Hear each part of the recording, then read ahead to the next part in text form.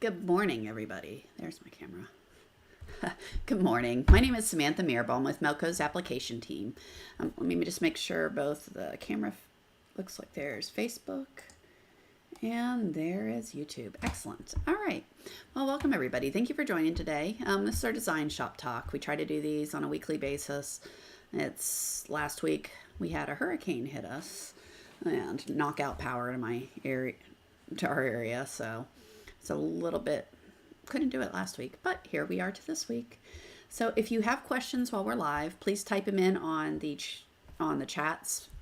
Don't send them privately. I don't see those. So send them directly on either the Facebook Live or the YouTube Live. And if you see me looking off to the side, I've got a separate monitor up, and that's what I'm doing. Looking to see what all comes in. All right. And both are active. Yep. Cool. All right. So I'll start off with the questions that were sent in ahead of time, and then we'll kind of go from there. All right. So what are efficient ways to group colors and designs? Does it know to maintain the integrity of the design?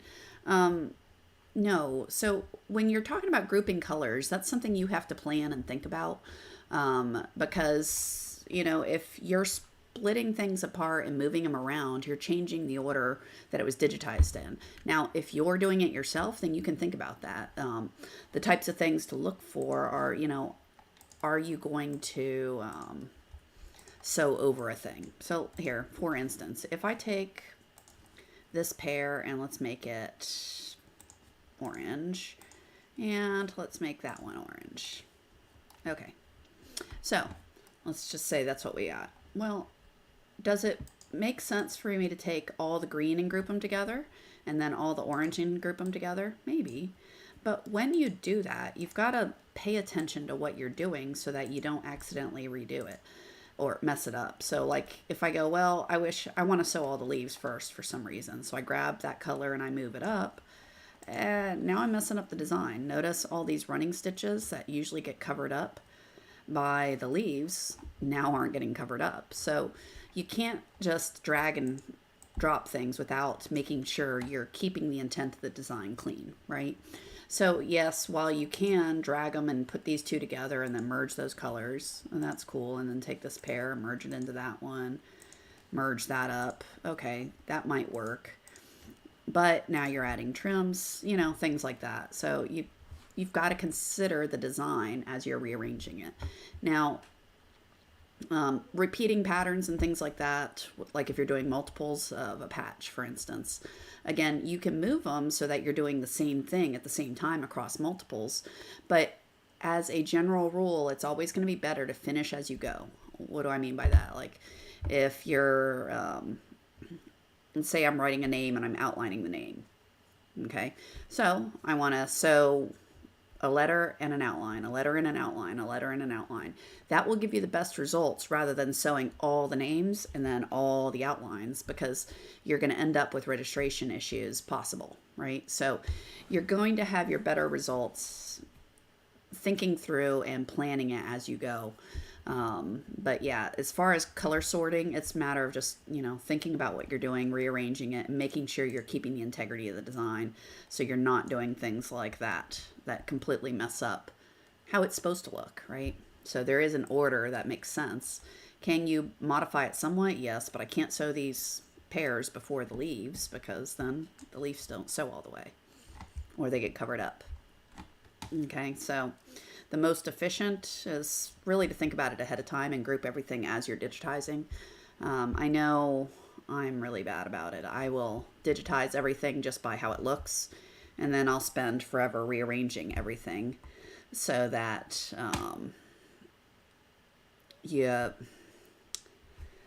rearranging it all to optimize the sewing paths.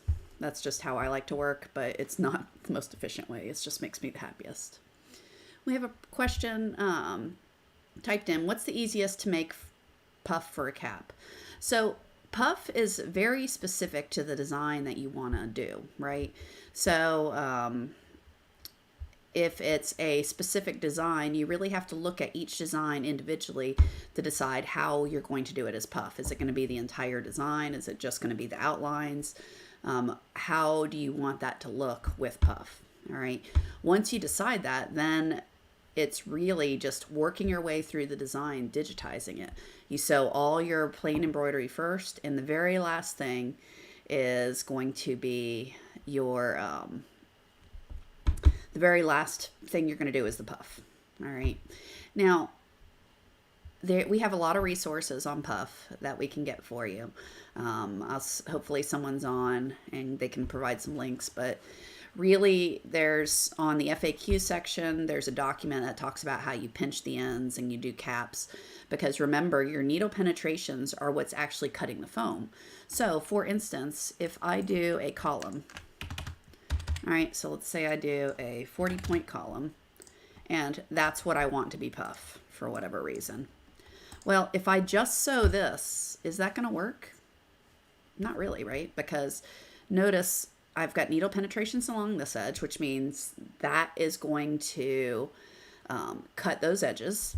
So it's going to penetrate the puff there. Down here, you're going to penetrate, but these edges have no needle stitches. So unless I do something underneath here, it's not going to cap that end. And one, you're going to leave puff hanging out, and it's not going to look good, right? So there, you would want to do a capped end. There's different ways you can do that. I'll do a really silly way to do it, but so if I do a thing like that, oops, helps if I make it longer and don't just move it, huh? There we go. All right, so if I put this underneath here, I have it on top right now. That's not where it belongs. So if I put that underneath that column, what does that do? That's going to give me needle penetrations along here and close this end. Same thing over here. I can do, oops, come on, the same thing on this end. All right, so there's different ways you can deal with ends like this. So you can either do a cap end like that, or you can pinch it. So what does that mean? So if I pinch that, rather than doing it like a single line center, imagine grouping all your stitches so that they come to a point, right? So then like that, and like maybe that. Okay, so they pinch to a point. So now I have, again, needle penetrations all the way around the outline to seal it off. All right, so that's really the sorts of things you want to look at when you're doing your designs. And puff designs really are best done one at a time. Think about that specific design. What do you want to be puff? What do you want to be just straight embroidery? Do all your embroidery first, your puff last, and make sure you're pinching or capping all your ends, and you'll be good to go. There was a question about like fonts. How do you make a font? Puff design, a font work for puff. That's another question we had typed in. And again,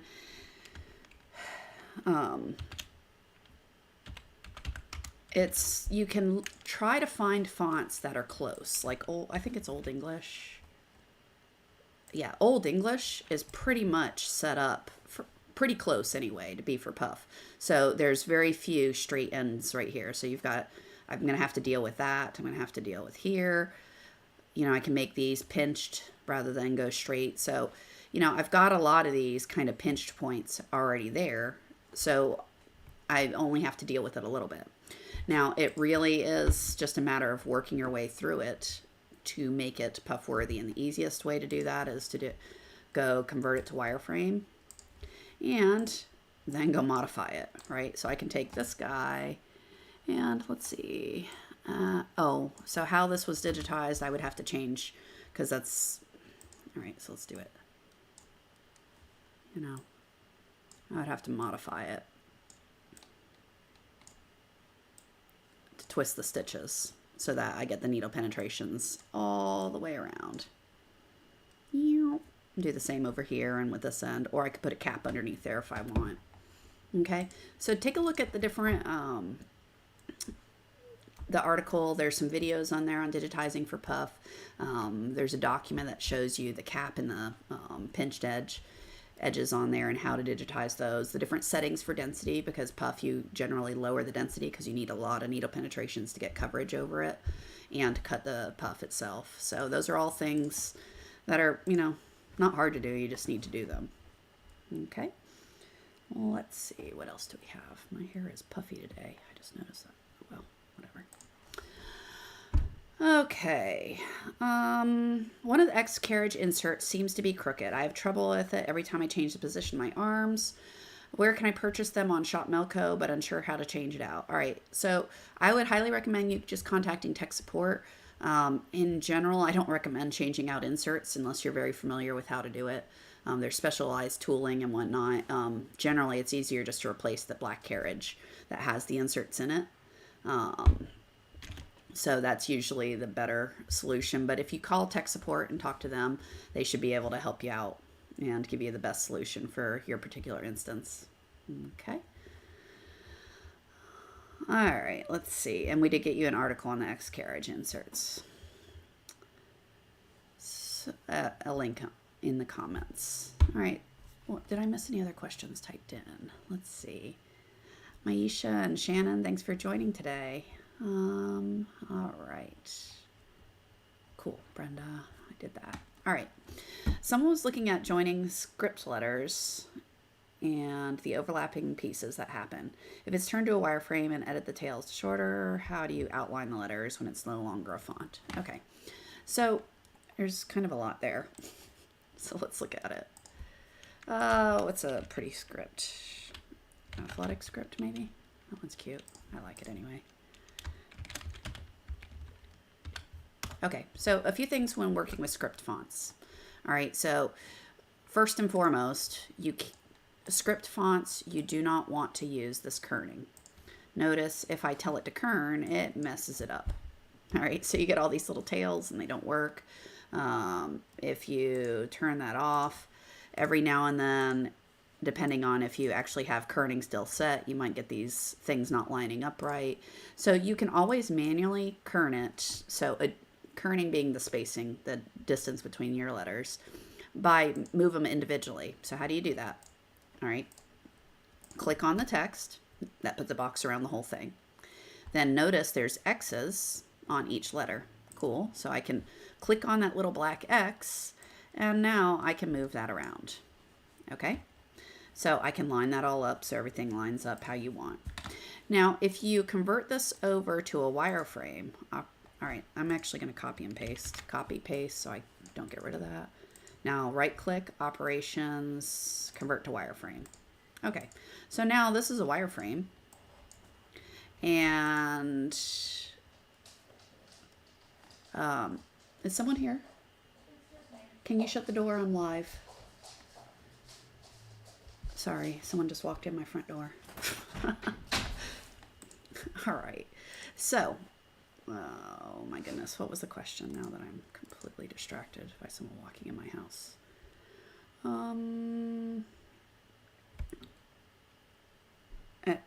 Okay, how do I add an outline? Got it.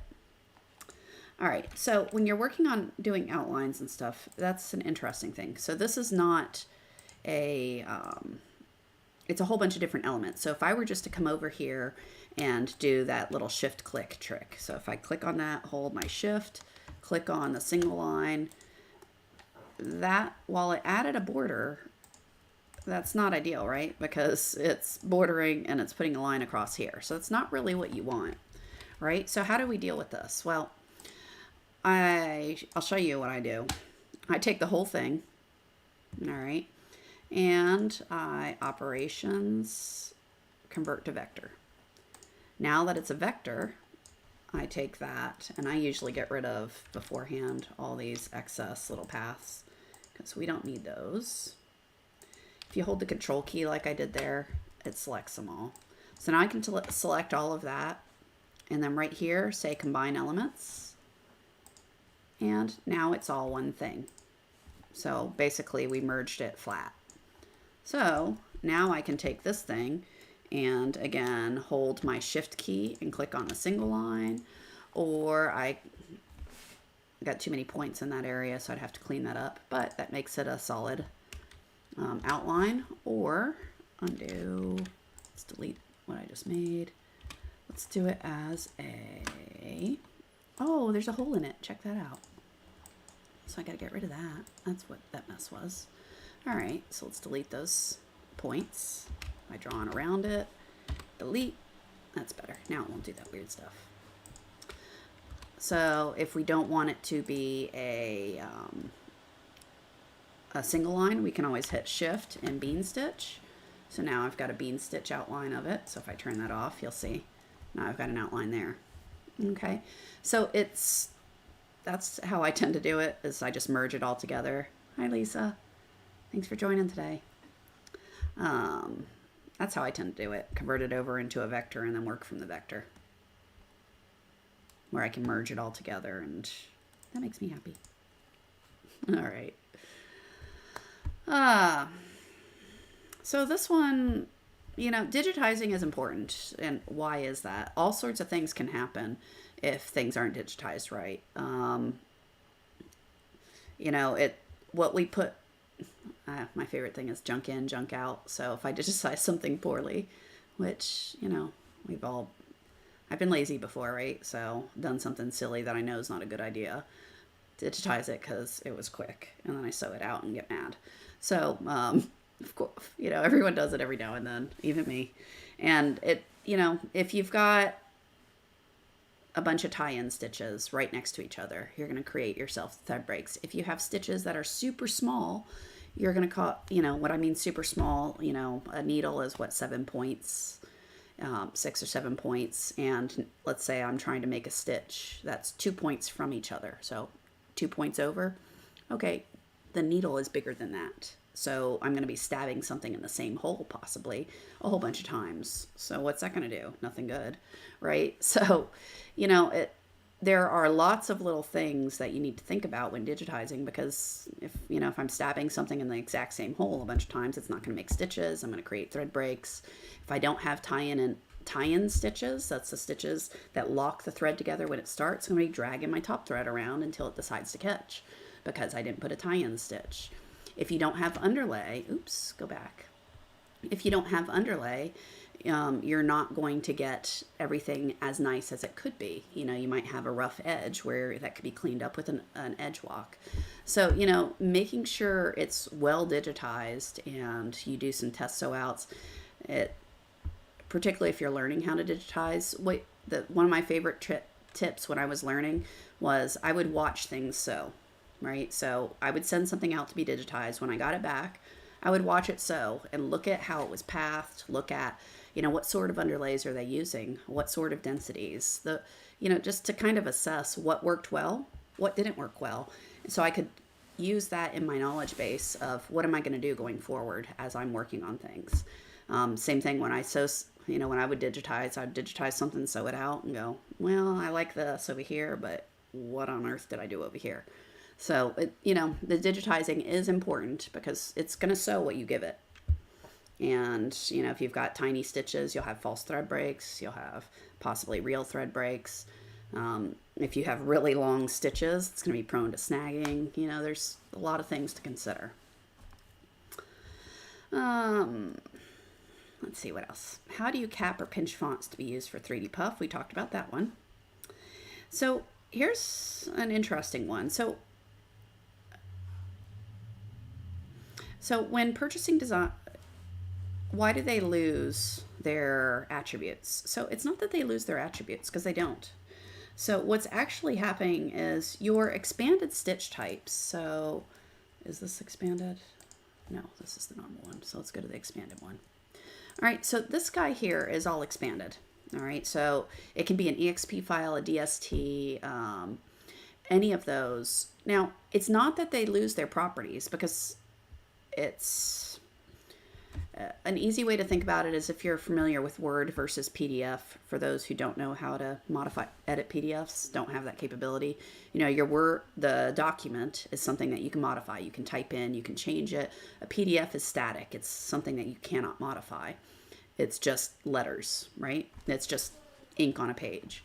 So with expanded stitch types, those don't have wireframes associated with them. They literally are just coordinates of where stitches go.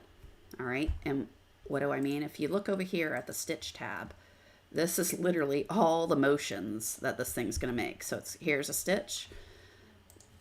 So a needle penetration right there where that little propeller is, then it's going to go down here, and then it's going to go here, you know, and it walks through the design, and that's the actual coordinates of where the needle moves, makes a stitch. Next one makes a stitch.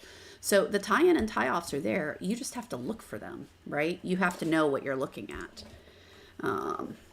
See my doggy's nose here? He's decided I need to pet him.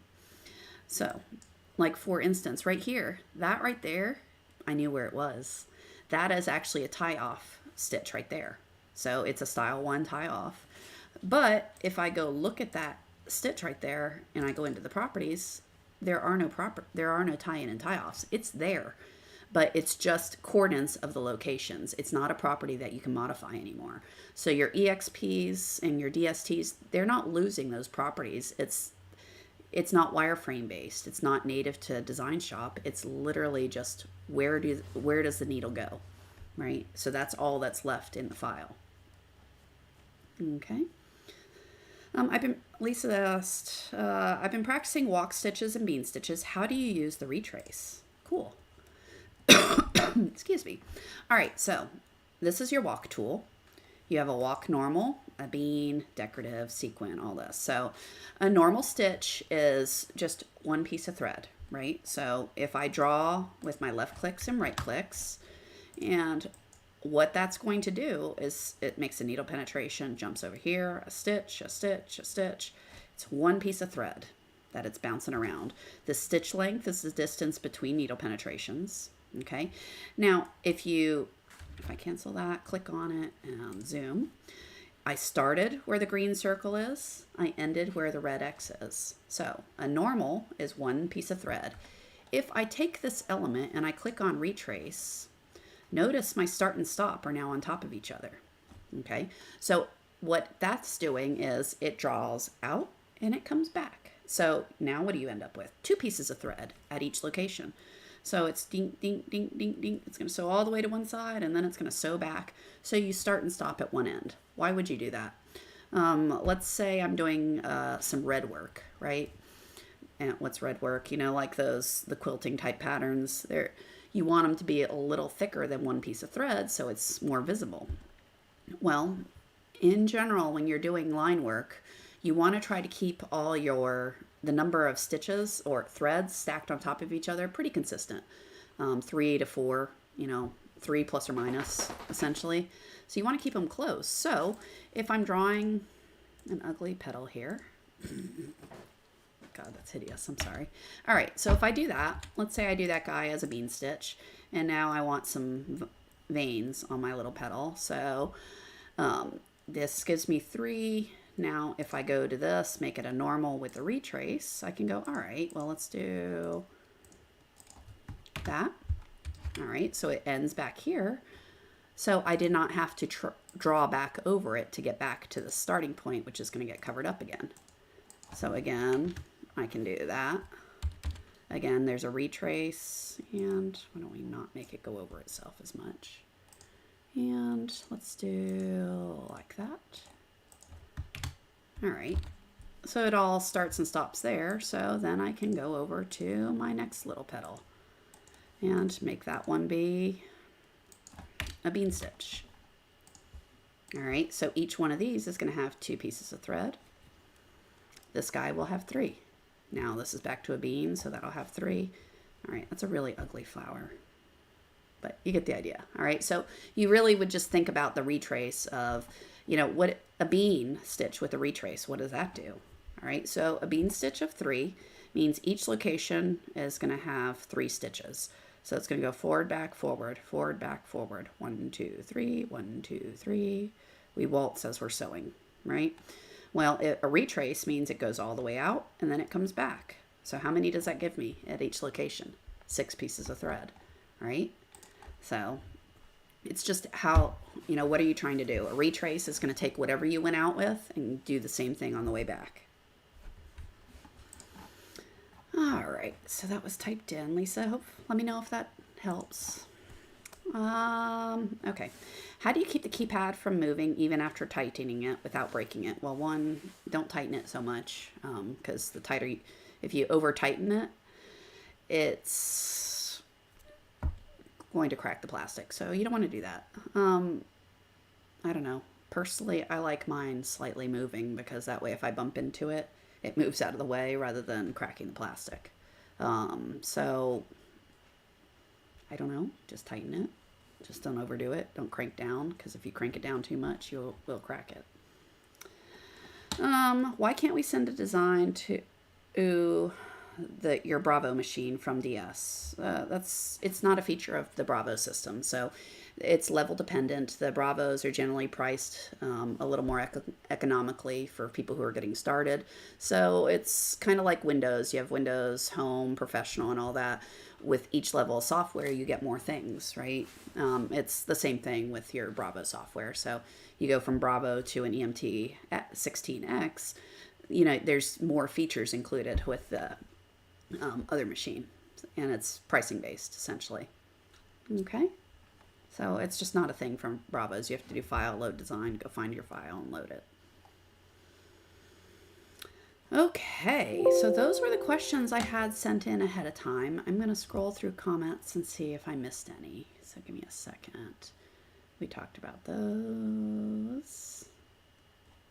Cool, Lisa. I'm glad that helps some. All right, so what other questions do you guys have?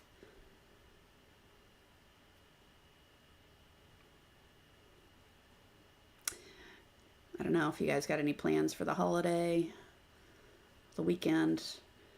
The next 2 weeks are a little bit exciting for me. Of course, I've got Thanksgiving next week, but this weekend, tomorrow actually, I'm doing my first race in a regatta, so that'll be fun. I'm racing on a 8+ boat, which is a coxswain boat with 8 rowers. We're all doing the 1 oar sort of thing. It's a sweep rowing, so that'll be fun for me.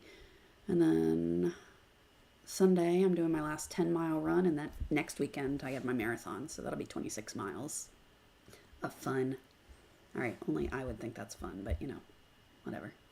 And then the weekend after that, I'm doing a Ragnar, so that'll be even more interesting. So a marathon followed by a 16-mile trail race. I might have lost my mind.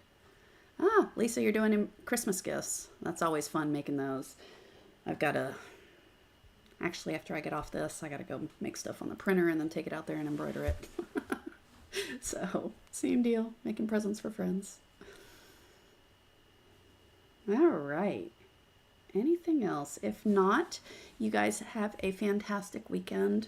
We're not going to be off for the week for the holiday, so we'll be back the week after that. And let me know what you guys want to learn or talk about. And we'll try to get on that for you. Okay. All right, y'all. Have a fantastic weekend, and I will be back not next week, but the week after my marathon. All right. Bye, Paula. Thanks for joining. Bye, everyone.